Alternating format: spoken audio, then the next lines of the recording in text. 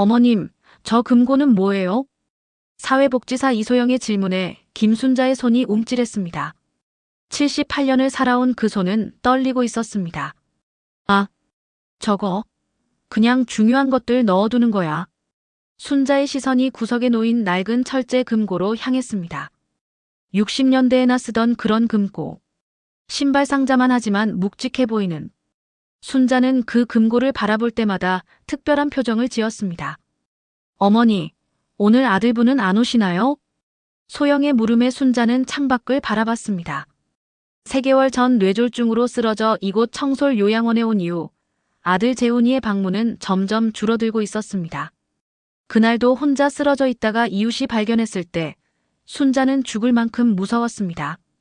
45년 동안 살던 집에서 혼자 누워있을 때의 그 공포감. 아무도 모르게 죽을 수도 있었다는 생각. 처음 입원할 때는 달랐습니다. 어머니, 여기가 최고예요. 시설도 좋고 간호사들도 친절해요. 회사에서도 가까워서 자주 올 수 있어요. 재훈이의 말이 맞았습니다. 시설은 깔끔했고 직원들도 웃는 얼굴이었습니다. 하지만 순자의 마음 한구석은 텅 빈 것 같았습니다. 45년 동안 살던 집을 떠나는 것이 이렇게 서러울 줄 몰랐습니다. 구멍가게를 운영하며 하루 종일 물건을 나르고 계산하던 그 손.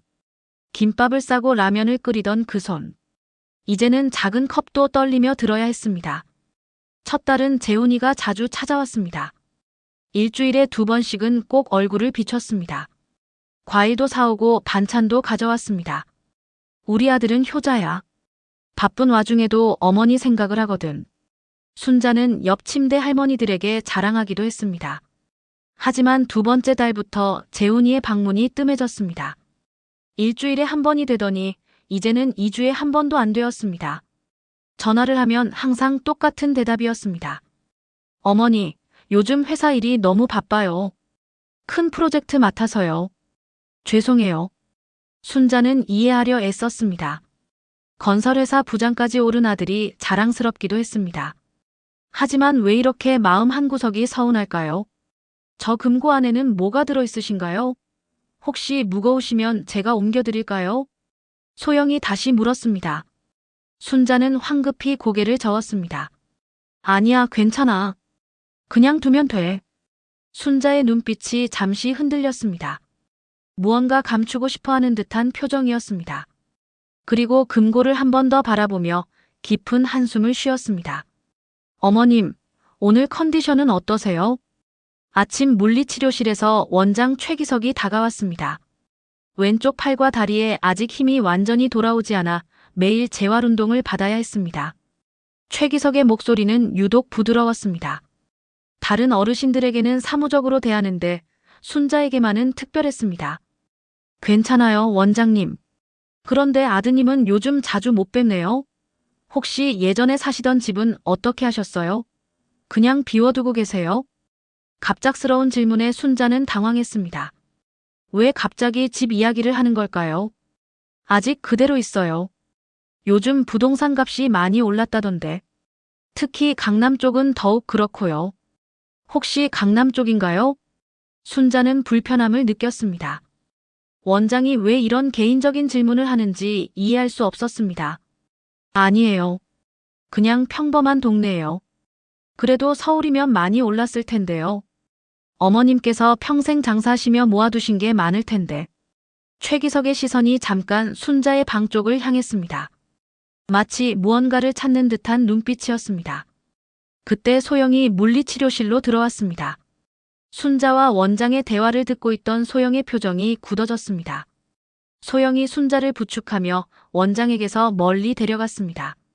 어머님, 혹시 원장이 이상한 제안을 하면 바로 저에게 말씀해 주세요.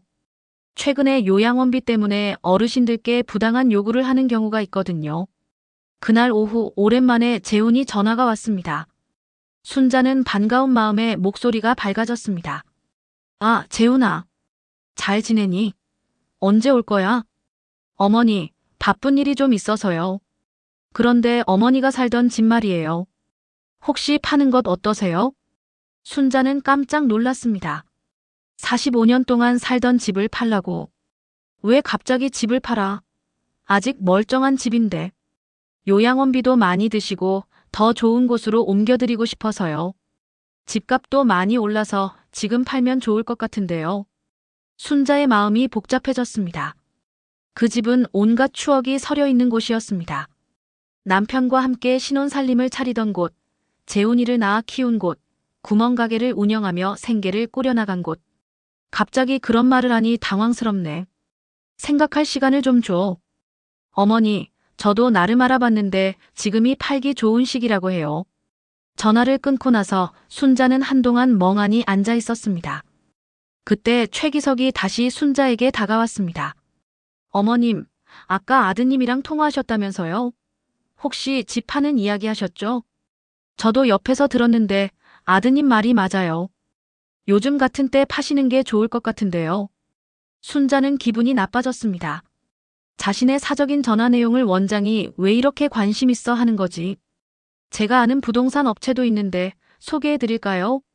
어머님 같은 분은 분명 목돈이 있으실 텐데. 아니에요. 아직 결정한 것도 아니고요. 그날 밤 순자는 잠을 이룰 수 없었습니다. 금고를 바라보며 순자는 깊은 고민에 빠졌습니다. 정말 그 집을 팔아야 할까요? 하지만 그보다 더 중요한 게 있었습니다. 금고를 지켜야 했습니다. 새벽 4시, 순자는 꿈에서 깨어났습니다. 꿈속에서 젊은 시절의 자신을 보았습니다. 30년 전, 아직 50대였던 그때로 돌아간 것 같았습니다. 1992년 겨울이었습니다. 재훈이가 고등학교 2학년이던 때, 남편이 세상을 떠나고 혼자 아들을 키우며 구멍가게를 운영하던 시절. 그때는 정말 하루하루가 전쟁 같았습니다. 새벽 5시에 일어나 김밥을 싸고 6시부터 가게 문을 열었습니다. 하루 매출이 5만 원이면 좋은 날이었습니다. 때로는 2-3만 원밖에 안 될 때도 있었습니다. 재훈이는 그때 공부를 잘했습니다. 전교 10등 안에는 항상 들었습니다. 순자는 아들이 자랑스러웠습니다. 남편 없이도 이렇게 훌륭하게 키우고 있다는 생각에 뿌듯했습니다. 어느 날 저녁 재훈이가 조심스럽게 물어봤습니다. 엄마, 친구 하나 집에서 재워도 될까요? 친구? 무슨 친구? 박진호라고요. 같은 반인데 아버지가 사업 실패해서 집을 잃었어요. 갈 데가 없다고 해요. 친척 집도 다 거절했대요. 순자는 망설였습니다. 자신들도 넉넉하지 않은 형편에 남의 아이까지 돌볼 수 있을까요? 전세방도 좁은데 어디서 재울까요? 하지만 재훈이의 간절한 눈빛을 보니 거절할 수 없었습니다. 그래, 데려와. 하지만 임시로야. 다른 방법을 찾을 때까지만. 다음 날 재훈이가 데려온 진호는 말없는 아이였습니다. 재훈이보다 1살 어렸지만 어른처럼 침착했습니다. 안녕하세요. 박진호입니다. 정말 감사합니다. 90도로 인사하는 진호를 보며 순자는 마음이 아팠습니다. 17살 아이가 이렇게까지 조심스러워해야 하나요? 고마워할 것 없어. 우리 재훈이 친구니까 당연한 거지. 진호는 정말 모범적인 아이였습니다. 집안일도 잘 도와주고 공부도 열심히 했습니다. 가게 일도 자연스럽게 도왔습니다. 순자는 진호가 점점 안쓰러워졌습니다. 한 달이 지나도 진호가 갈 곳은 없었습니다. 2년 동안 진호는 그들과 함께 살았습니다. 순자는 진호를 친아들처럼 대했습니다. 재훈이 옷을 물려주고 생일날에는 작은 선물도 사줬습니다. 어머니, 제가 용돈이 좀 생겼는데요. 진호가 아르바이트로 번 돈을 가져다 주려 할 때마다 순자는 거절했습니다. 그 돈은 내가 써라. 대학 갈 때 필요할 거야. 어머니, 저 꼭 성공해서 은혜 갚을게요. 정말로요. 진호가 대학에 합격하던 날 순자에게 눈물을 흘리며 했던 말이었습니다. 무슨 은혜야? 우리 가족이잖아. 대학 입학과 함께 진호는 집을 떠났습니다. 처음 1-2년은 연락을 자주 했습니다. 명절이면 안부 인사도 드리고 편지도 보냈습니다. 하지만 시간이 지나면서 연락이 뜸해졌습니다. 그렇게 20년이 흘렀습니다. 순자는 침대에서 일어나 금고를 바라봤습니다. 그 무거운 금고를 보며 깊은 한숨을 쉬었습니다. 하지만 순자는 고개를 저었습니다. 아직은 때가 아니었습니다. 그날 오후 순자는 혼자 산책을 나갔습니다. 요양원 뒤편 작은 정원의 벤치에 앉아 하늘을 바라보는데 문득 진호 생각이 났습니다. 진호는 항상 하늘을 좋아했습니다. 어머니, 저 별 중에 하나는 제 아버지일까요? 그럴 거야. 내 아버지도 하늘에서 너를 지켜보고 계실 거야. 그때 순자는 진호에게 약속했습니다. 절대 혼자 두지 않겠다고. 가족이 되어주겠다고. 저녁 식사를 하고 돌아온 순자는 금고를 오래도록 바라봤습니다. 그 안에 무엇이 있는지는 아무도 몰랐습니다. 순자만 알고 있을 뿐. 일주일 만에 재훈이 요양원을 찾아왔습니다. 평소보다 얼굴이 어두워 보였습니다. 순자는 반가운 마음에 활짝 웃었습니다. 아, 재훈아. 오랜만이네. 많이 바빴지? 재훈은 어머니를 껴안지도 않고 의자에 앉았습니다. 평소 같으면 과일이나 간식을 사왔을 텐데 오늘은 빈손이었습니다. 어머니, 저기 구석에 있는 저 금고는 뭐예요? 예전에 본 적이 없는데. 예전부터 쓰던 거야. 왜? 재훈의 눈빛이 예리해졌습니다. 금고를 자세히 살펴보는 그의 눈에는 무언가를 계산하는 듯한 빛이 있었습니다. 꽤 무거워 보이네요. 혹시 안전한가요? 도둑이라도 들면 어떡해요? 순자는 재훈의 말이 이상했습니다. 왜 갑자기 금고에 관심을 보이는 걸까요? 괜찮아. 그냥 둬. 재훈은 다른 이야기를 꺼냈습니다. 어머니, 집 이야기 다시 해보고 싶어요. 아직 생각할 시간이 필요해. 재훈은 한숨을 쉬며 말했습니다. 어머니, 솔직히 말씀드릴게요. 제가 요즘 정말 힘들어요. 주식에 투자했다가 큰 돈을 잃었어요. 순자는 깜짝 놀랐습니다. 얼마나? 3억 정도요. 순자는 입을 다물 수 없었습니다. 3억이라는 돈이 얼마나 큰지 알고 있었습니다. 어떻게 그런 일이? 내가 그렇게 신중한 아이인데. 친구가 확실하다고 해서. 어머니, 지금 정말 많이 힘들어요. 집 팔아서 빚부터 갚아야 해요. 그래도 집을 팔면 안 돼. 그건 우리 추억이 담긴 곳이야. 내가 태어나고 자란 곳이고. 재훈의 얼굴이 굳어졌습니다. 그리고 다시 금고를 바라보며 말했습니다. 어머니, 혹시 다른 방법은 없을까요? 어머니께서 평생 모아두신 게 있지 않을까요? 순자는 무슨 뜻인지 알 것 같았습니다. 나한테 그런 건 없어. 정말요? 어머니께서 평생 장사하시면서 조금씩이라도 모아두신 게 있을 텐데. 재훈의 시선이 금고에 고정되었습니다. 왜 자꾸 그런 소리를 해? 어머니, 추억으로는 빚을 갚을 수 없어요. 저 정말 힘들어요. 재훈은 일어서면서 마지막으로 말했습니다. 집 문제 다시 생각해 보세요. 정 안 되면 법적으로라도 해결해야겠어요. 법적으로? 그게 무슨 뜻이야? 어머니도 이제 나이가 있으시고 뇌졸중도 앓으셨으니 제가 후견인이 될 수도 있어요. 재훈이 나간 후 순자는 한참 동안 멍하니 앉아 있었습니다. 가슴이 답답하고 숨이 막혔습니다. 아들이 자신을 어떻게 생각하고 있는지 알 것 같았습니다. 그때 소영이 들어왔습니다. 어머님, 표정이 안 좋으신데 무슨 일 있었어요? 순자는 소영에게 아들과의 대화를 모두 털어놓았습니다. 소영은 듣는 내내 분노를 참지 못했습니다. 어머님, 너무 속상해하지 마세요. 그날 저녁 최기석 원장이 순자의 방을 찾았습니다. 어머님, 오늘 아드님 오셨죠? 아드님이 좀 힘들어 보이시던데. 사실 요양원비 납부가 2개월째 늦어지고 있어서 걱정이 되네요. 순자는 몰랐던 사실이었습니다. 재훈이가 요양원비를 제때 내지 않고 있다니. 어머님, 정말 집 파시는 거 신중하게 생각해 보세요.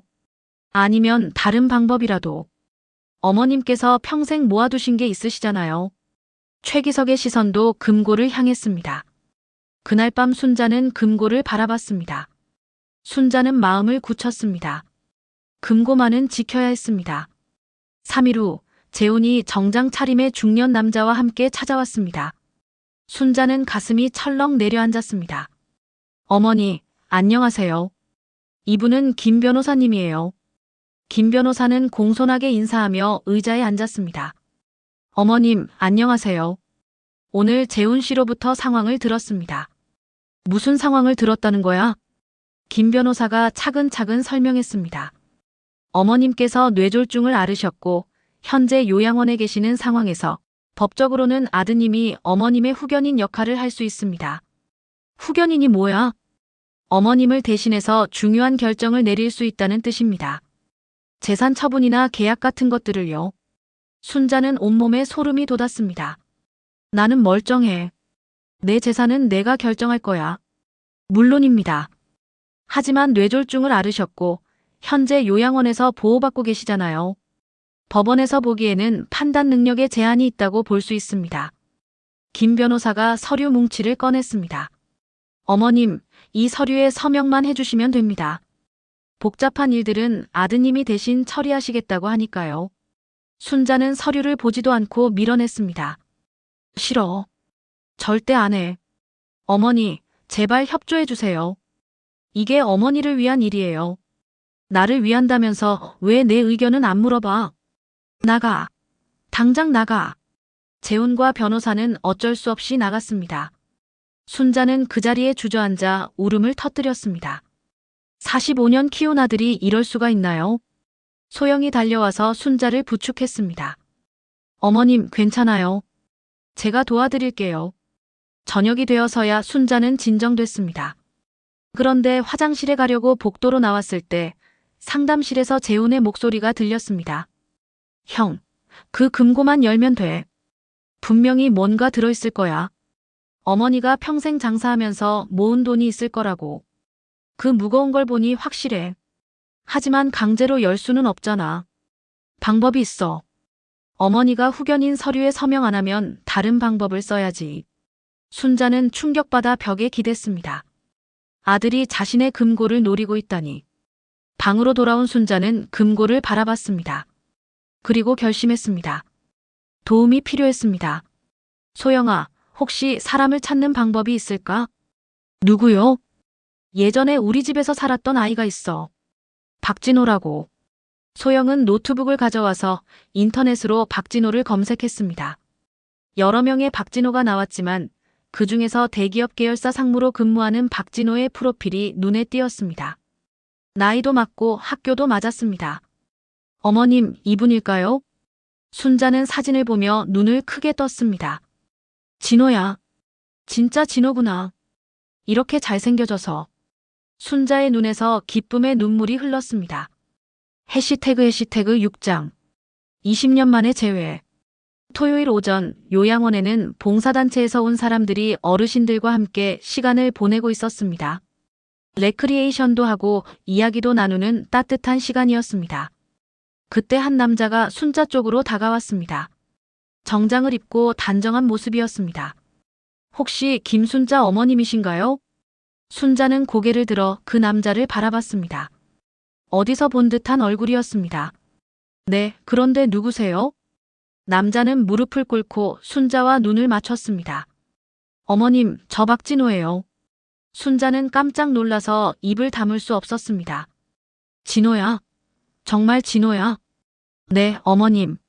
정말 오랜만이에요. 순자의 눈에서 눈물이 쏟아졌습니다. 20년 만에 만나는 진호였습니다. 그 수줍은 소년이 이렇게 듬직한 어른이 되어 돌아왔습니다. 어떻게 나를 찾았어? 회사에서 정기적으로 봉사활동을 하는데 오늘 이곳에 왔다가 우연히 명단에서 어머님 성함을 봤어요.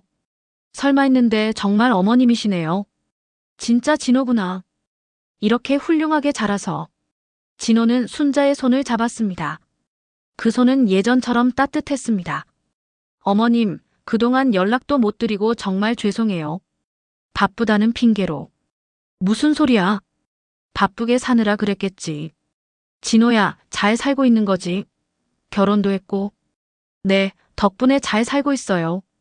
대기업 계열사에서 상무로 일하고 있고 결혼도 해서 아이가 둘 있어요. 그래, 정말 잘 됐구나. 엄마가 얼마나 자랑스러운지 몰라. 진호는 조심스럽게 물었습니다. 재훈이는 어떻게 지내요? 순자의 표정이 순간 어두워졌습니다. 진호는 그 변화를 놓치지 않았습니다. 혹시 무슨 일이 있으신가요? 순자는 망설이다가 모든 이야기를 털어놓기 시작했습니다.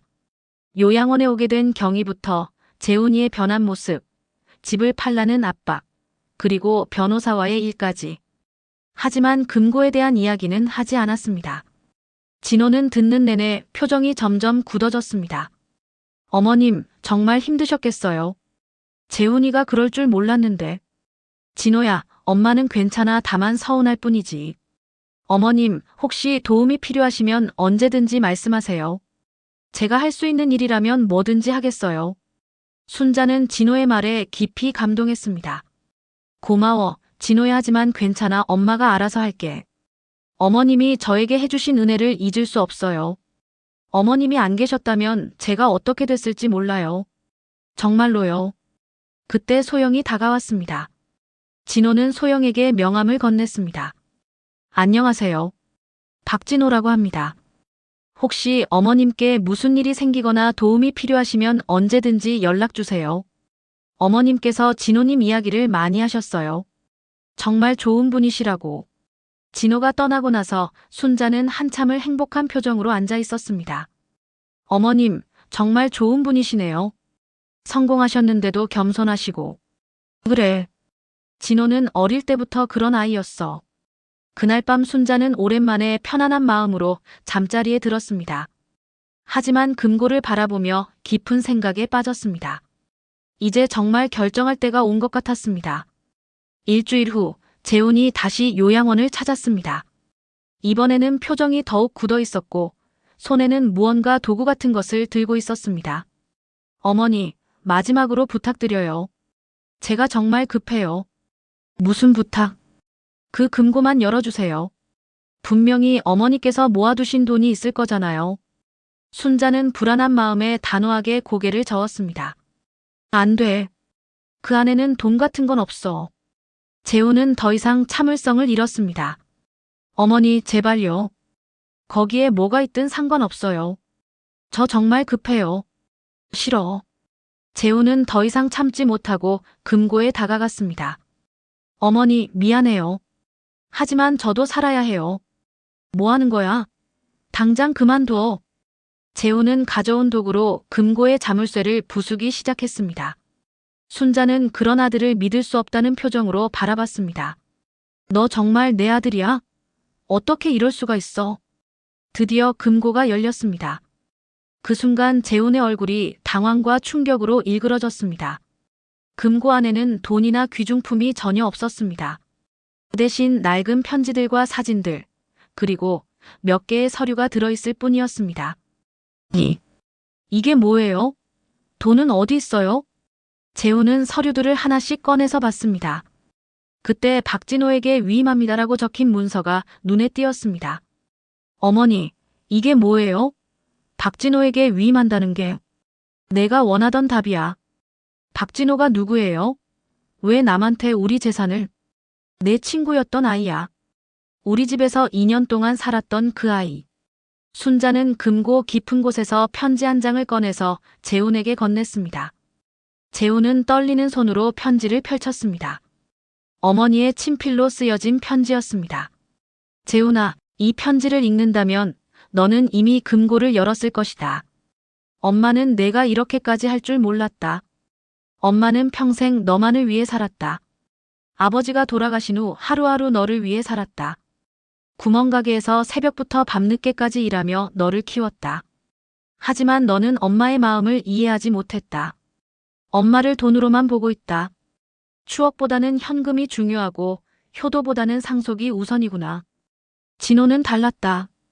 2년 동안 우리와 함께 살면서 진정한 가족이 뭔지 보여줬다. 감사할 줄 알고 은혜를 잊지 않는 아이였다. 그래서 엄마는 결심했다. 집과 모든 재산을 진호에게 맡기기로 했다. 진호라면 엄마의 마음을 이해할 것이고 정말 필요할 때 올바르게 사용할 것이다. 재훈아, 이것이 엄마의 마지막 선택이다. 금고에 돈을 찾으러 왔겠지만 진짜 보물은 사랑이었다. 하지만 너는 그걸 잃어버렸구나. 편지를 다 읽은 재훈은 그 자리에 주저앉았습니다. 손에서 편지가 떨어졌습니다. 어머니, 정말 돈이 하나도 없는 거예요? 그럼 지금까지? 그래. 너는 돈을 찾았지만 엄마가 정말 소중하게 여기던 건 그 편지들이었어. 진호가 보낸 편지들, 우리 가족 사진들. 그게 엄마한테는 돈보다 소중했단다. 그때 밖에서 소리가 났습니다. 진호가 들어오고 있었습니다. 무슨 일이에요?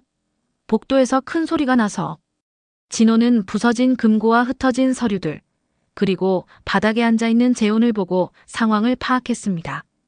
순자는 진호에게 상황을 간단히 설명했습니다. 어머님, 저에게 왜 이런 걸 하세요? 재훈이가 있는데. 너는 진짜 아들 같았어. 가족의 의미를 아는 아이였지. 진호는 재훈을 바라보며 안타까운 표정으로 말했습니다.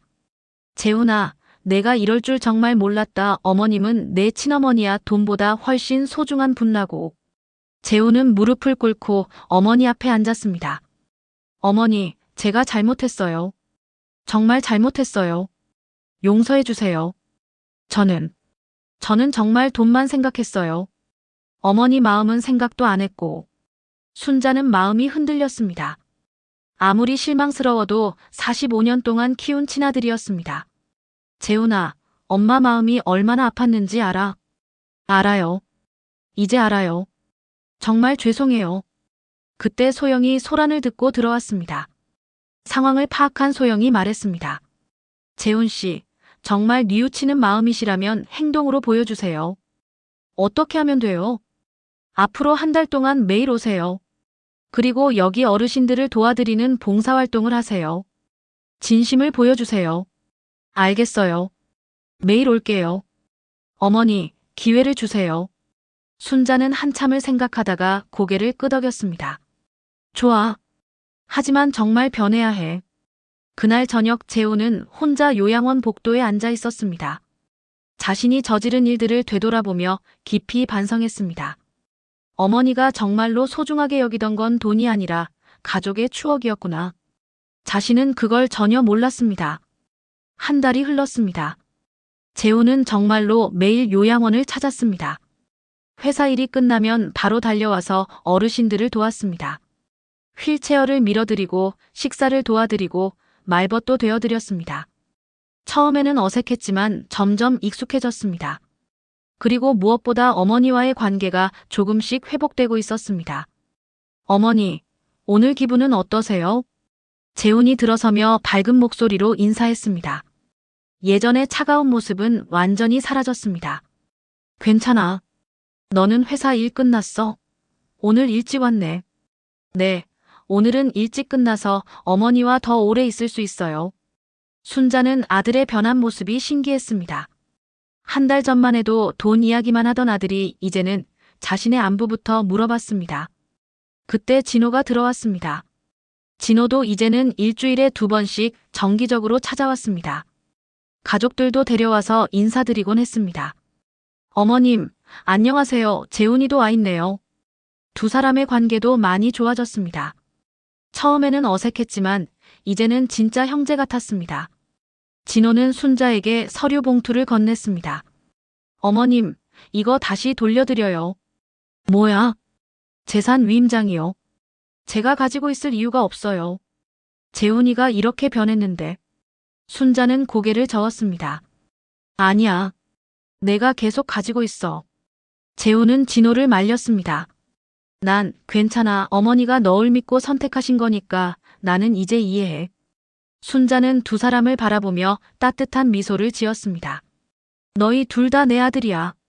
진짜 아들이고 마음의 아들이고. 그 말에 두 사람 모두 눈물을 글썽였습니다. 하지만 재산 관리는 진호가 해줘. 그게 나는 마음 편해. 대신 조건이 있어. 무슨 조건이요? 재훈이가 정말 어려울 때, 정말 도움이 필요할 때는 도와줘. 그리고 내가 죽으면 반반씩 나눠 가져. 진호는 깜짝 놀랐습니다. 어머님, 그럴 수는 없어요. 재훈이가 친아들인데. 내 마음이야. 너희 둘 다 내 아들이니까. 피가 섞이지 않았어도 가족이야. 재훈의 눈에서 눈물이 흘렀습니다. 어머니, 정말 감사해요. 저 같은 놈을 용서해 주셔서. 사람은 누구나 실수해. 중요한 건 깨닫고 변하는 거지. 소영이 들어와서 보니 세 사람이 모두 눈물을 흘리고 있었습니다. 좋은 일이군요. 순자는 웃으며 대답했습니다. 우리 가족이 다시 하나가 됐어. 그날 저녁 순자는 창가에 앉아 노을을 바라봤습니다. 마음이 한결 가벼워진 느낌이었습니다. 진짜 가족이란 피가 아니라 마음으로 이어지는 거구나. 재훈과 진호는 복도에서 이야기를 나누고 있었습니다. 정말 고마워 그리고 미안해. 뭘 우리 가족이잖아. 너도 처음엔 나를 받아들이기 어려웠을 텐데. 며칠 후 최기석 원장이 순자를 찾았습니다. 어머님, 요즘 아드님이 많이 변하신 것 같네요. 다른 어르신들도 칭찬 일색이에요. 순자는 자랑스러웠습니다. 사람은 변할 수 있는 거예요. 그런데 요양원비 문제도 말끔히 해결되었다고 들었습니다. 네, 진호가 도와줬어요. 1년 후 순자는 훨씬 건강해졌습니다. 물리치료 덕분에 걷는 것도 많이 좋아졌습니다. 가끔은 산책도 혼자 할 수 있을 정도였습니다. 재훈은 정말로 변했습니다. 매일같이 찾아와서 어머니와 시간을 보냈습니다. 돈 이야기는 더 이상 하지 않았습니다. 대신 어린 시절 이야기를 들려달라고 했고 요양원 일도 적극적으로 도왔습니다. 진호는 순자를 친어머니보다 더 극진히 모셨습니다. 명절이면 온 가족이 와서 인사드렸습니다. 진호의 아이들은 순자를 친할머니처럼 따랐습니다. 할머니, 옛날 이야기 해주세요. 할머니가 어렸을 때는 말이야. 순자는 아이들에게 이야기를 해주며 행복해했습니다. 어느 따뜻한 봄날, 순자는 요양원 정원에서 두 아들과 함께 앉아 있었습니다. 벚꽃이 만개한 아름다운 날이었습니다. 어머니, 행복하세요? 재훈이 물었습니다. 그럼. 너희 둘이 곁에 있는데 뭐가 더 필요해? 진호가 말했습니다. 어머님 덕분에 저희도 정말 행복해요. 가족의 진짜 의미를 배웠어요. 순자는 두 아들의 손을 각각 잡았습니다. 사람은 돈으로 사는 게 아니야. 사랑으로 사는 거지. 진정한 가족은 피로 이어지는 게 아니라 마음으로 이어지는 거고. 그 말은 두 아들의 가슴 깊이 새겨졌습니다. 저녁 무렵 순자는 혼자 창가에 앉아 있었습니다. 석양이 아름다웠습니다. 하늘이 온통 붉게 물들어 있었습니다. 마음속으로 조용히 중얼거렸습니다. 돈은 잃으면 다시 벌 수 있지만 가족의 사랑은 한 번 잃으면 돌아오지 않는다. 하지만 진정한 사랑은 언제나 기다리고 용서한다. 그리고 가장 중요한 건 가족은 선택할 수 있다는 것이다. 순자는 생애 처음으로 완전한 평화를 느꼈습니다.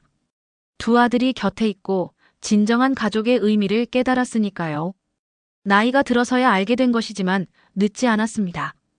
그리고 김순자는 창밖을 바라보며 조용히 미소 지었습니다. 인생은 정말 끝까지 살아봐야 아는 것이었습니다. 무엇이 진정으로 소중한지, 무엇이 진정한 행복인지도. 이제 순자의 금고는 비어 있었습니다. 하지만 그녀의 마음은 그 어느 때보다 가득 차 있었습니다. 진정한 보물은 돈이 아니라 사랑이었다는 걸 깨달았으니까요. 혹시 비슷한 경험 있으신가요? 댓글로 이야기 나눠주시면 서로 위로가 될 것 같아요. 그리고 다음 이야기가 궁금하시다면 구독과 좋아요도 잊지 말아주세요.